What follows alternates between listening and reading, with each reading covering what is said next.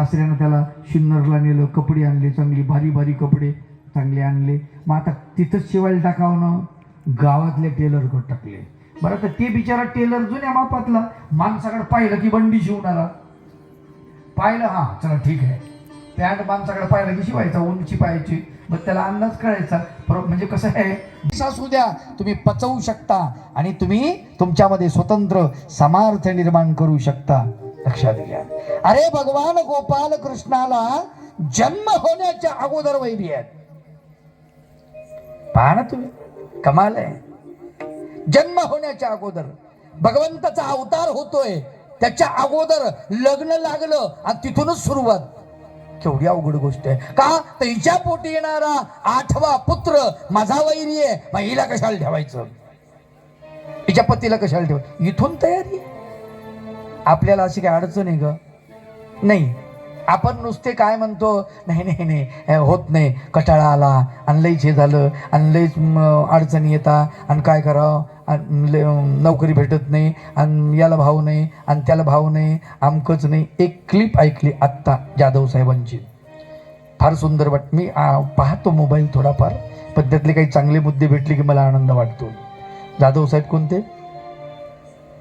आपले नगरचे प्रसिद्ध जाधव म्हणून आहेत, यूट्यूबवर त्यांचे व्याख्यान असतात, नामदेवराव जाधव.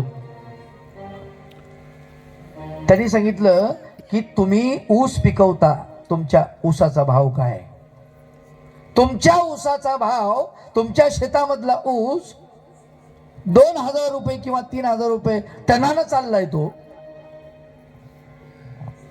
आणि तुमचा ऊस मुंबईला मॉलमध्ये विकल्या जातो. 40 ग्रामचं डबडं असतं आणि त्याच्यात ऊसाच्या कांड्या काढून त्यात टाकलेल्या असतात आणि 40 ग्रामचं डबडं 200 रुपयाला विकतं. ते किती रुपयाला?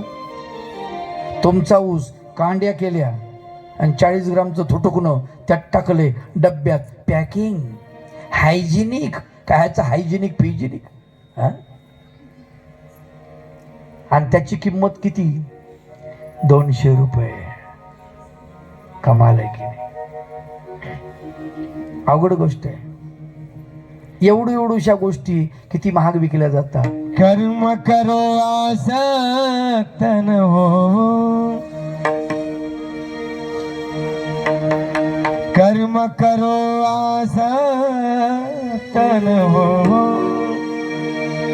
अमर गीता की वाणी कहे कृष्ण पार्थ सुन ज्ञानी, कहे कृष्ण पार्थ सुन ज्ञानी.